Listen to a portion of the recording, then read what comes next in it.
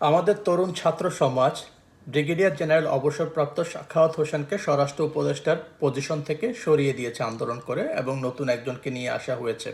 এটা নিয়ে অনেকেই হতাশ খানিকটা, কিন্তু আপনাদেরকে বুঝতে হবে যে বিভৎস নারকীয় অবস্থার মধ্যে দিয়ে আমাদের এই কোমলমতি শিক্ষার্থীরা গিয়েছিল তাদের আন্দোলনকালীন সময়, এবং যেভাবে নারকীয় পিশাচের মতো এই এই বাহিনীগুলো তাদের উপর ঝাঁপিয়ে পড়েছিল, পুলিশ, বিজিবি এবং র্যাব, সেই অবস্থা থেকে তাদের বেরিয়ে আসতে সময় লাগবে, এবং যে দানবীয় কাণ্ড তাদের সাথে ঘটানো হয়েছিল সেটাও সারিয়ে উঠতে তাদের সময় লাগবে।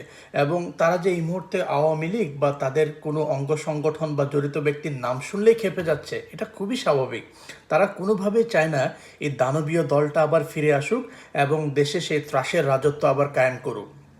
আমি মনে করি আমাদের শিক্ষার্থীরা যে সিদ্ধান্ত নিচ্ছে এটা পুরোপুরি সঠিক, এবং আমাদের উচিত তাদেরকে সমর্থন দেয়া এবং তাদেরকে বোঝা।